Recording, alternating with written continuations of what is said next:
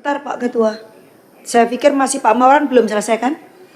Ya susah kita kalau udah begini jawabannya kan susah karena Iya, saya mau nanya ya Pak pimpinan izin. Jadi Pak Kepala atau saksi, saya mau menanyakan agak flashback ke belakang. Ketika Bapak menerima Sebentar. Pak Marwan sudah clear and clear apa belum ini? nggak Lah. clear, tapi kan nggak Nggak. bisa dilanjut. Pertanyaannya dilanjutkan apa tidak, Pak Marwan? ditunda. Nanti saya lanjutkan. Ya kalau enggak lampunya dimatiin dulu. Silakan Ya, dulu. ya terima kasih pimpinan. Saya mau nanya kepada saksi ya. Bapak ketika menerima surat dari Kementerian Agama pada tanggal 10 yang terkait dengan pembiayaan itu, Bapak sempat diskusi nggak di internal bahwa ada permintaan yang ternyata berbeda dari kesepakatan antara DPR dalam hal ini Komisi 8 dengan pihak pemerintah yaitu Kementerian Agama. Diskusi, Bu. Nah, proses pengambilan keputusan Bapak itu seperti apa? Pernah nggak Bapak itu kepikir untuk cross check kepada DPR atau mungkin pimpinan dan mengklarifikasi apakah surat dari Kemenak ini sudah tepat atau tidak? Pernah nggak ada upaya-upaya seperti itu? Tentu saja yang kami lakukan pertama kali sebelum kami meminta untuk berkonsultasi dengan DPR adalah berkomunikasi dengan Kemenak. Itu yang pertama. Itulah makanya kenapa kemudian muncul rapat di tanggal 22 Maret itu, Bu. Itu antara BPKH dengan Kemenak. Dengan Kemenak. Tanggal berapa Pak? 22 Maret. 22 Maret. Ya. Padahal suratnya itu tanggal 10 Januari. Iya. Karena waktu itu kan memang kami masing-masing baru bisa ketemunya di tanggal segitu, Pak, Bu. Selama Januari sampai Maret itu apa yang Bapak lakukan? Punya cukup waktu loh sebenarnya untuk saya tadi katakan apakah ada di antara tanggal itu sampai kemudian membuat keputusan Kepala BPKH dan jajaran melakukan komunikasi atau keinginan komunikasi dengan DPR karena ada selisih ya jumlah yang diajukan dan kesepakatan dengan DPR. Apalagi kalau misalnya tanggal Maret itu kan berarti kepresnya udah keluar dong. Betul. Nah, lalu gimana? Ya, setelah hasil diskusi dengan Kemenak. Kan kesimpulannya adalah bahwa Kemenak yang akan berkonsultasi dengan DPR. Nah, setelah itu ya otomatis kan kami menunggu, Bu. Kami menunggu dari mereka karena kan ini kan ranahnya mereka untuk mengubah dari 92,8% menjadi 50-50. Terus? Ya lanjutin. Ya, sementara kami berpegang kepada target 8,2 triliun itu sebagai pagu. Oke, di masa-masa yang menunggu yang nggak jelas itu pernah nggak terfikir oleh Bapak bahwa tindakan yang dilakukan oleh Kemenak ini berpotensi loh melanggar undang-undang? Punya potensi loh ini melanggar kesepakatan dan juga mengingkarin kepres. Pernah nggak kepikir itu di dalam tim Bapak sendiri membayangkan kemungkinan-kemungkinan yang terjadi dan konsekuensinya? Karena apa? Ini uang kan bukan uangnya Bapak, bukan uangnya Pak Menteri ya kan? Uang yang dititipkan kepada Bapak gitu. Untuk digunakan sebaik-baiknya.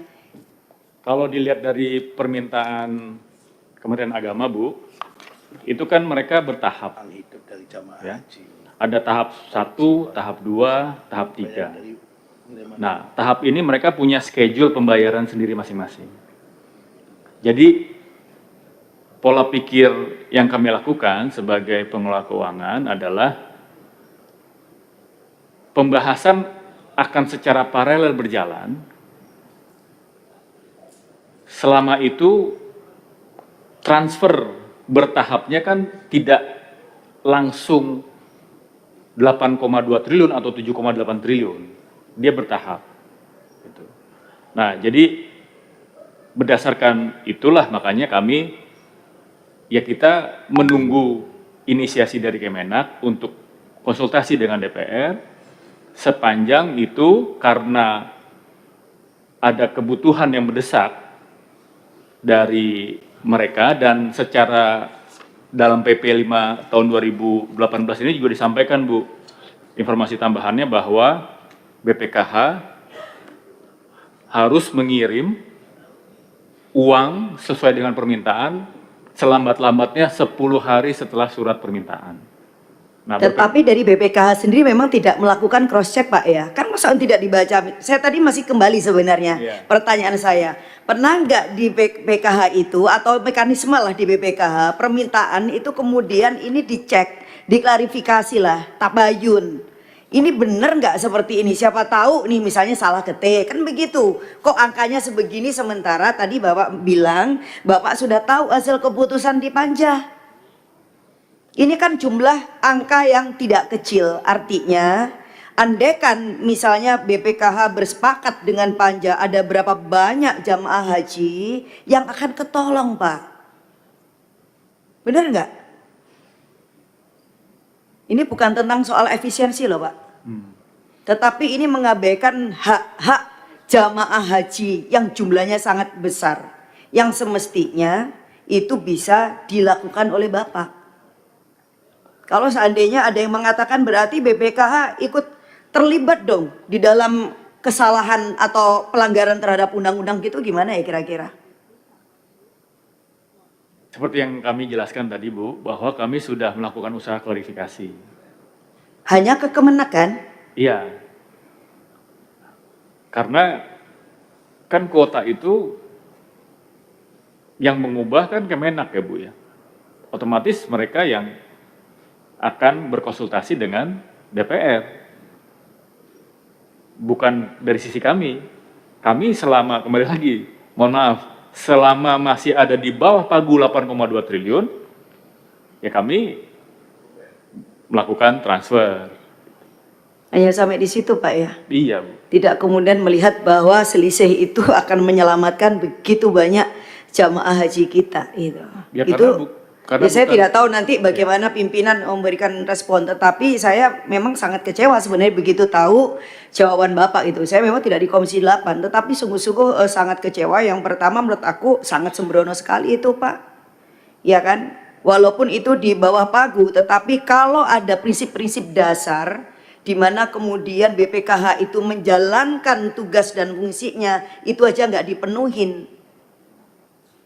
Itu gimana mau menyebut bahwa ini proper dan tidak gitu. Bukan soal ini di bawah atau di atas, memang itu di bawah, tetapi ini kan urusan pansus juga nanti menuju ke sana. Kenapa kok kemudian itu di bawah? Tetapi yang kita mau katakan persetujuan DPR ini membawa konsekuensi yang sangat serius bagi begitu banyak para jemaah haji yang mestinya dapat mendapatkan manfaat dari dana yang dikelola oleh BPKH ini gitu. Oke. Ya. Eh,